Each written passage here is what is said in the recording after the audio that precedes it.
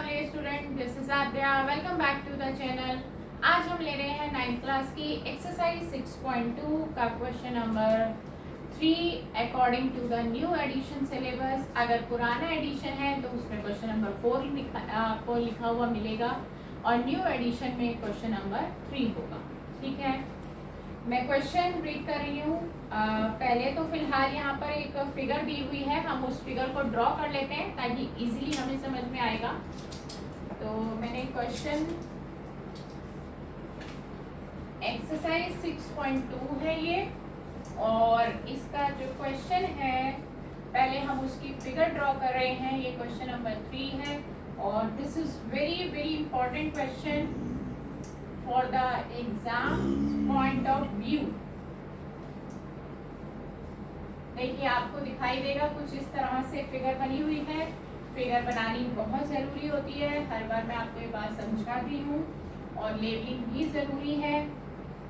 हर चीज़ के अपने मार्क्स होते हैं और हमने कहीं भी किसी भी लेवल पर अपने ये मार्क्स डिडक्ट नहीं करवाने हैं। और इस तरह से ये फिगर हुई हमारी कंप्लीट और हमने इसको लेबल भी कर दिया है। आप पढ़ते हैं क्वेश्चन में हमें क्या क्या दिया है। If P Q parallel S T, P Q और एस टी पैरेलल है। ठीक है, ये क्वेश्चन में हमें दिया हुआ है। गिवन की हेडिंग डालते हैं हम सबसे पहले। प्रेजेंटेशन बहुत अच्छी होनी चाहिए हमारी। P Q parallel S T, right. और आगे क्या दिया है, angle P Q R. Second point दिया है कि एंगल पी क्यू आर 110 का है, जैसा कि फिगर में दिखाई भी दे रहा है। एंगल आर एस टी, ये भी हमें फिगर में दिखाई दे रहा है कि ये 130 डिग्री का है। ये सारी इंफॉर्मेशन हमने लिख ली है। टू फाइंड, अगली कैटेगरी आती है हमारी टू फाइंड, और हमें निकालना है angle Q R S. This is very very important question, बहुत ध्यान से समझेंगे। इसमें एक नई चीज़ है कि इसमें एक नई हेडिंग ऐड होने जा रही है पहली बार ज्योमेट्री में, और उस हेडिंग का नाम है कंस्ट्रक्शन। तो मैं यहाँ पर कंस्ट्रक्शन लिख रही हूँ। फर्स्ट टाइम हम यूज कर रहे हैं आपके साथ कंस्ट्रक्शन। ठीक है, कंस्ट्रक्शन जो हेडिंग दी गई है इसका पर्पस क्या है वो समझ लेते हैं।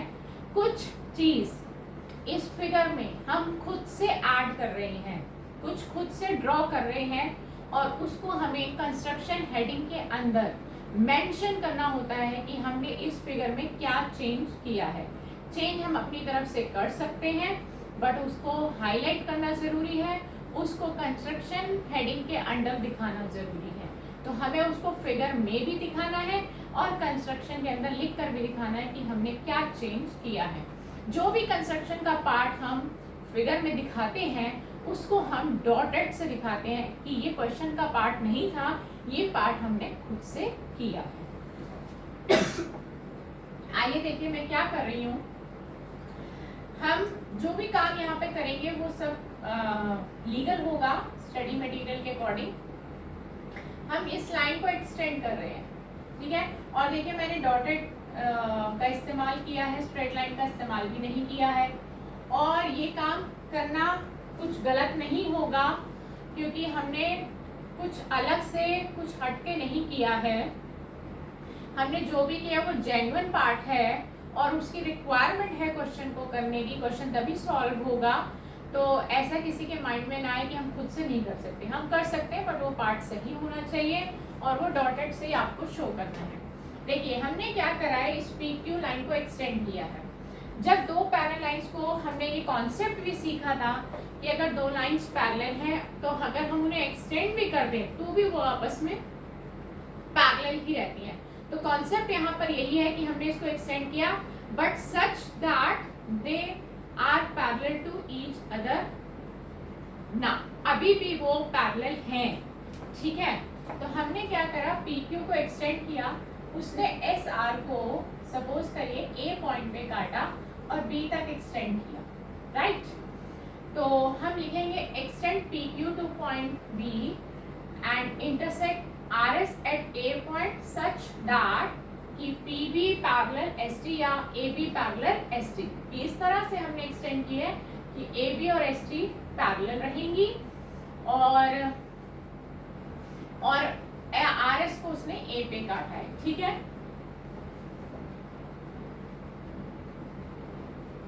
एक्सटेंड, हमने एक्सटेंड किया है पी क्यू को, extend P Q to point B, हमने बी पॉइंट तक एक्सटेंड किया है, ये हमने यहाँ पे मेंशन किया है कंस्ट्रक्शन में।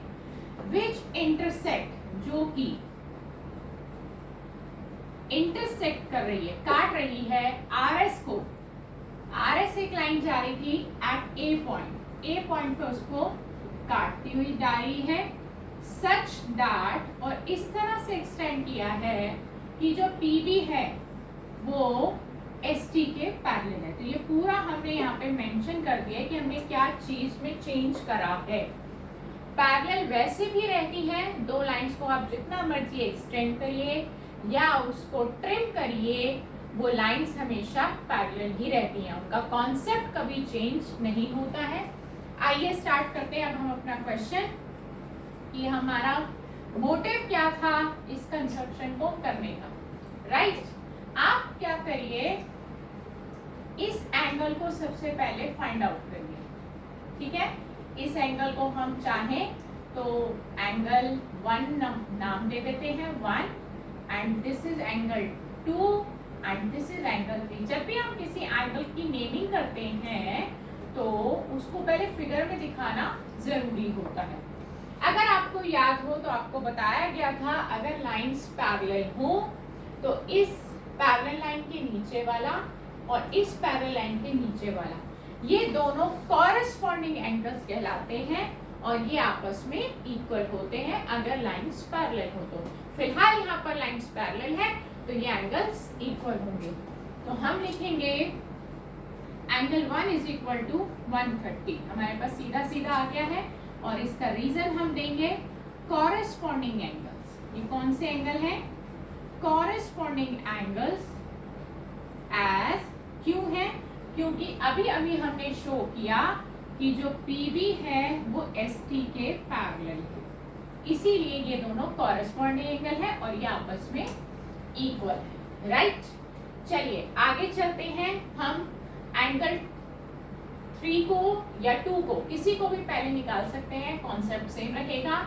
देखिए एंगल 1 और एंगल 2, ये एक लाइन है, अभी हमने शो किया कि PQ और ST पैरेलल ही, उसको एक्सटेंड किया तो दिस इज ऑल्सो लाइन। तो लाइन है तो लाइन के ऊपर एंगल 1 और 2 इन दोनों का सम 180 होगा। लाइन के ऊपर जो एंगल बनता है वो हमेशा 180 का होता है। अगर दो एंगल मिलकर 180 बना रहे हो तो आप उसको लीनियर पेयर एक्सियोम भी कह सकते हैं, अदरवाइज आप उनको स्ट्रेट एंगल कहकर भी पुकार सकते हैं। तो अब हम क्या करने वाले हैं, हम लिख रहे हैं एंगल 1 प्लस एंगल 2, इन दोनों का सम 180 रहेगा।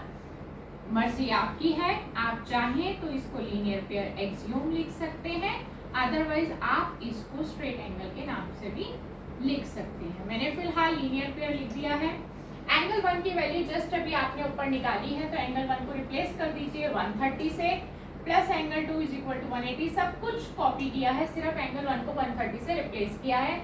ये रिप्लेसमेंट हुई फर्स्ट इक्वेशन को देखकर, तो आप यहाँ लिख सकते हैं फ्रॉम फर्स्ट इक्वेशन से आपने कॉपी की है वैल्यू।